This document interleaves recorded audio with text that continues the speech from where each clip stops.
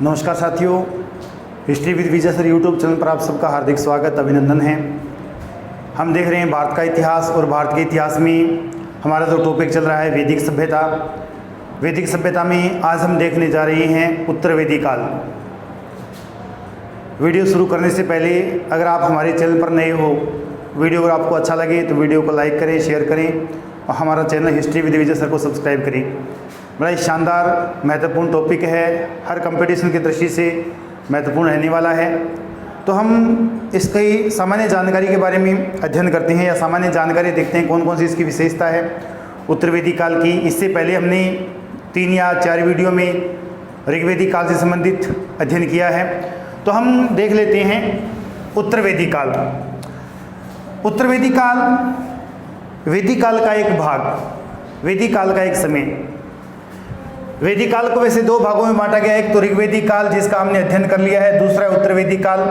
इसका जो समय बताया गया है वो बताया गया है 1000 ईसा पूर्व से 600 ईसा पूर्व, क्योंकि ये वो समय है जहाँ मनुष्य ने लोहे का प्रयोग शुरू कर दिया था, मुख्य तौर पे लोहे का प्रयोग शुरू कर दिया था। और जो पहले छोटे छोटे जन होते थे ऋग्वैदिक काल में, वो महाजनपद बड़े राज्य बन गए थे। तो यहाँ इनकी विशेषता, इसका समय 1000 से 600 ईसा पूर्व। और जानकारी का जो स्रोत है उत्तर वैदिक काल का, इसमें हमें संहिता ग्रंथ मिलते हैं, ब्राह्मण ग्रंथ मिलते हैं, आरण्य ग्रंथ मिलते हैं तथा उपनिषद मिलते हैं। संहिता ग्रंथ में है सामवेद, यजुर्वेद, अथर्ववेद। इन चारों वेदों को संहिता कहा गया है। हालांकि हमें कुछ जानकारी ऋग्वेद से भी मिलती है। ऋग्वेद के कुछ ब्राह्मण ग्रंथ है, ऐत्रेय व कौशितकी।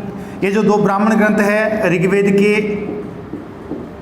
ऐत्रेय व कौशितकी, उत्तर वैदिक काल में लिखे गए, तो ये भी जानकारी के स्रोत है। आरण्यक वो ग्रंथ जो वनों में लिखे गए हैं। उपनिषद गुरु के समीप बैठकर प्राप्त किया गया ज्ञान, या गुरु ने जो हमें ज्ञान दिया उसका लेखन करना, वो कहलाता है उपनिषद। तो इनसे हमें जानकारी मिलती है उत्तर वैदिक काल की। और संहिता ग्रंथों में सामवेद है, यजुर्वेद है, अथर्ववेद है और ऋग्वेद है। चारों को संयुक्त रूप से संहिता कहा गया है। इन ग्रंथों में ब्राह्मण ग्रंथ सर्वाधिक प्राचीन हैं जो उत्तर वैदिक काल की जानकारी देते हैं। ब्राह्मण ग्रंथ होते क्या है? ब्राह्मण ग्रंथ उन ग्रंथों को कहा जाता है कि जो मुख्य हमारे पास 4 वेद है, वेदों की सरल भाषा में की गई व्याख्या को ब्राह्मण कहा जाता है। वेदों की जो मुख्य भाषा है वो कठिन संस्कृत है, मध्य एशिया की भाषा है। और संस्कृत जो एक मध्य एशिया की भाषा है, आर्य जब भारत में आए थे तो उनकी मुख्य भाषा संस्कृत थी, कठिन भाषा थी। और ये जो कठिन भाषा है इसको जब आसान किया गया, जो ग्रंथ बनाए गए उन्हें कहा गया है ब्राह्मण ग्रंथ। जैसे यहाँ ये ब्राह्मण ग्रंथ है, प्रत्येक वेद के अलग अलग ब्राह्मण ग्रंथ है, जिनमें प्रमुख जो ब्राह्मण ग्रंथ है जिसमें ऐत्रेय कौशितकी है, तैत्तिरीय शतपथ है, पंचविश है, गोपथ है, जैमिनी है, कई और भी बहुत से ब्राह्मण ग्रंथ हैं, जिनमें मुख्य ये है ऋग्वेद का ऐत्रेय व कौशितकी। इनसे भी हमें जानकारी मिलती है, ब्राह्मण ग्रंथों में भी हमें जानकारी मिलती है। संहिताओं की व्याख्या करने के लिए ब्राह्मण ग्रंथों का निर्माण किया गया था। और ब्राह्मण ग्रंथों से हमें उत्तर वैदिक काल भारत की जानकारी मिलती है। ब्राह्मण ग्रंथों के अंतिम भाग को आरण्यक कहते हैं। आरण्यकों से भी उत्तर वैदिक काल की जानकारी मिलती है। आरण्यक वो ग्रंथ जो वनों में लिखे गए थे। आरण्यकों में दार्शनिक व रहस्यात्मक विषय वर्णित किए गए हैं। दार्शनिक जो शब्द इसका अर्थ होता है किसी विषय की गूढ़ जानकारी, संपूर्ण जानकारी रखना। दार्शनिक का अर्थ है किसी भी विषय पर पूरी पकड़ रखना, किसी भी विषय के बारे में संपूर्ण जानकारी रखना, आंतरिक या बाहरी जो भी जानकारी है संपूर्ण जानकारी रखना, वो कहलाता है दार्शनिक।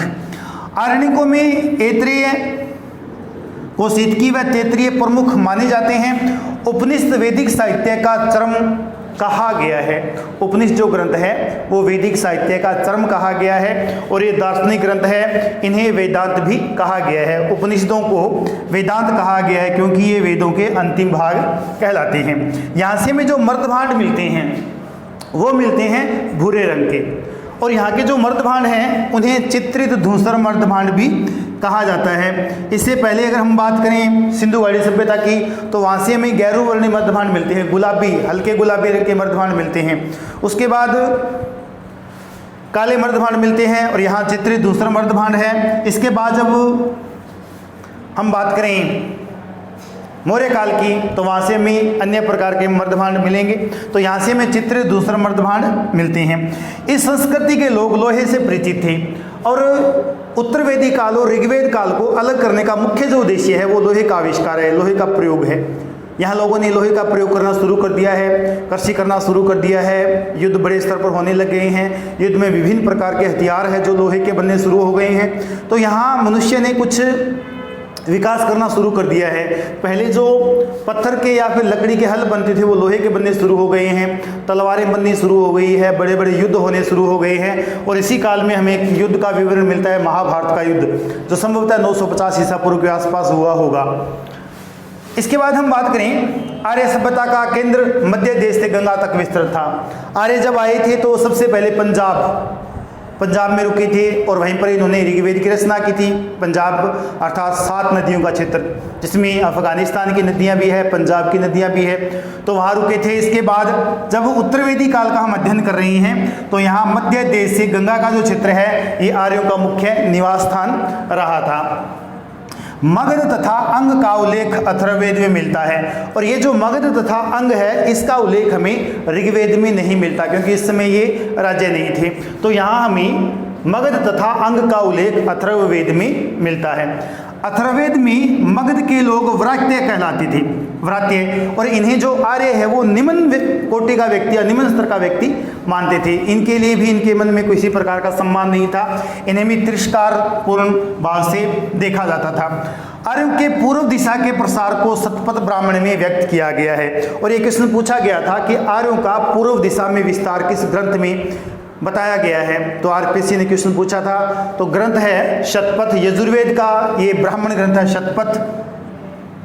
इसमें बताया गया है कि विदेथ माधव, प्राचीन ऋषि विदेथ माधव सरस्वती नदी या आर्य जो थे सरस्वती नदी के किनारे निवास करते थे, और विदेथ माधव जिन्हें आर्यों का प्रतिनिधि कहा गया है, विदेथ माधव, इन्होंने वैश्वानर या वैश्नावर अग्नि को मुंह में धारण कर रखा था, और इनके मन में अब अग्नि मुंह में धारण की हुई है तो घी का विचार आया। जैसे ही घी का विचार आया तो अग्नि मुंह से निकलकर जमीन पे आ गया और उसने पूर्व दिशा में बढ़ना शुरू कर दिया, और नदी नाले पहाड़ पर्वत सबको भस्म करता हुआ आगे बढ़ता जा रहा है अग्नि देवता। और ये जो विदेथ माधव है और इनके जो गुरु है राहुगण, वो पीछे पीछे जा रहे हैं अग्नि के। और जब ये आगे बढ़ते हुए पूर्व दिशा में आगे बढ़ते हुए जा रही हैं तो एक नदी मिली इन्हें, गंडक नदी, जिसे सदानीरा कहा गया है। बिहार की प्रमुख नदी है गंडक नदी, सदानीरा भी कहा गया है। उस नदी को ये जो वैश्वानर अग्नि ये जला नहीं पाया, तब विदेथ माधव ने पूछा कि हम कहाँ रहेंगे। तो वैश्वानर अग्नि ने कहा था कि आज के बाद आप पूर्व दिशा की तरफ विस्तार करोगे, आप पूर्व दिशा का जो चित्र है वो भी आपका निवास स्थान होगा। तो उसके बाद उत्तर भारत पूरा जो है वो आर्यों का निवास स्थान माना जाता है। तो ये जो क्वेश्चन है ये आरपीएससी ने, राजस्थान पब्लिक सर्विस कमीशन ने पूछा था कि विदेथ माधव या शतपथ ब्राह्मण में आर्यों के पूर्व की जो प्रगति है या पूर्व में आर्यों का विस्तार है किस ग्रंथ में बताया गया, तो शतपथ ब्राह्मण में बताया गया है। पूर्व के 5 जनों का लोप शक्तिशाली राज्यों में हो गया था। अब ये जो उत्तर वैदिक काल का समय जिसकी हम सामान्य जानकारी का अध्ययन कर रहे हैं, इससे पहले 5 राज्यों का हमने अध्ययन किया था। 5 शक्तिशाली राज्य थे जिनमें अनु, द्रह्यु, यदु, पुरु और तुर्वस थे, और 5 छोटे राज्य थे, छोटे जनजातियां थी जो उनके साथी थे, जिनमें अनिल है, पकथ है, भलानस, सीवी और कारसा विसारणन है। ये जो 5 बड़े राज्य थे, पूर्व के 5 जन थे, जिनमें अभी मैंने बताया कि अनु, द्रह्यु, यदु, पुरु, तुर्वस, इनका लोप हो गया था शक्तिशाली राज्यों में। 2 या 3 राज्य मिलकर बड़े राज्य बन गए थे। अब शक्तिशाली राज्यों में हमें प्रमुख मिलता है कुरु और पंचाल, 2 शक्तिशाली राज्यों को उल्लेख मिलता है उत्तर वैदिक काल में। शतपथ ब्राह्मण में वैदिक सभ्यता का शक्तिशाली प्रतिनिधि। अब ये जो कुरु व पंचाल है ये शतपथ ब्राह्मण में वैदिक सभ्यता का शक्तिशाली प्रतिनिधि बताया गया है। विदेथ या विदेह के राजा जनक प्रसिद्ध शासक थे। उत्तरवेदी काल में इन राज्यों में, जैसे विदेह एक राज्य है, यहाँ के जो शक्तिशाली शासक थे वो थे जनक, और जनक इनकी पुत्री का नाम सीता था और सीता का स्वयंवर हुआ था, वो राजा जनक शक्तिशाली राजा हुए थे। और विदेह के राजा जनक यहाँ के प्रसिद्ध शासक थे। उत्तरवेदी काल में कुरु है, पंचाल है, कौशल है, काशी है प्रसिद्ध विद्या का केंद्र था, विदेह जनक का केंद्र था, मगध है, अंग आदि प्रमुख राज्य हुआ करते थे। तो ये थी उत्तरवेदी काल की सामान्य जानकारी। इसके बाद हम देखेंगे इसकी राजनीतिक व्यवस्था क्या थी, आर्थिक व्यवस्था क्या थी, सामाजिक व्यवस्था क्या थी, धार्मिक व्यवस्था क्या थी। तो मिलते हैं अगले वीडियो में, तब तक आप सबका बहुत बहुत धन्यवाद।